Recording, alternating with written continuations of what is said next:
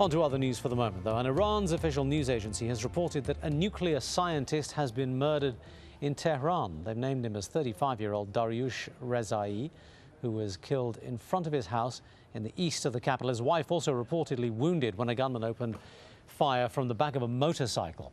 Now, several Iranian nuclear scientists have been killed in recent years in attacks that the government has blamed on the US and on Israel.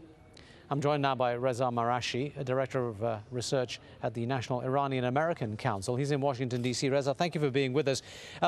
Like I just said, there have been a number of killings of Iranian nuclear scientists in the past year alone. In fact, the head of Iran's nuclear program right now was a survivor of an attempted killing. It looks like a campaign, doesn't it?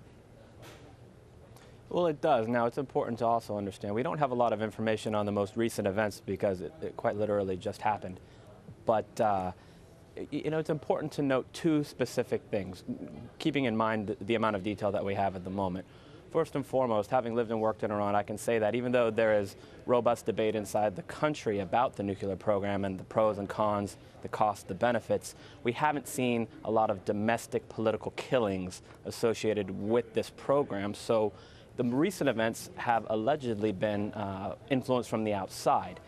So what does that mean at the end of the day? At the end of the day, I think that means that the international community, be it the United States or Israel or other actors, are trying to raise the costs vis-a-vis Iran and its nuclear program. But what that ends up doing at the end of the day is perpetuating a cycle of violence because the Iranian government hasn't been shy when it comes to responding in kind, be it upping its attacks in Iraq, Afghanistan, or elsewhere.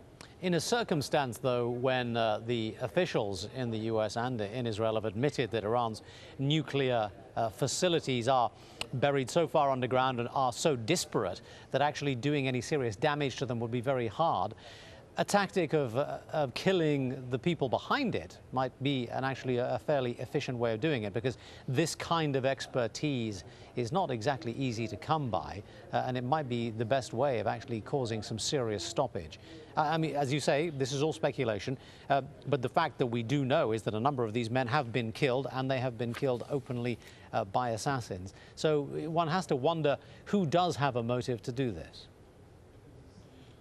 Well, look at it. After spending a couple of years working at the U.S. Department of State, one of the first things that they teach us is not to engage in hypotheticals. So we have to unpack what it is that we do know and what we don't. And knowing now that, as you correctly noted, there have been a string of these recent attacks on Iranian nuclear scientists, and taking them out one by one may very well reduce the intellectual and institutional capacity that they have to maintain the program or push it forward. It doesn't necessarily mean that that raises the cost to the point where they'll reconsider.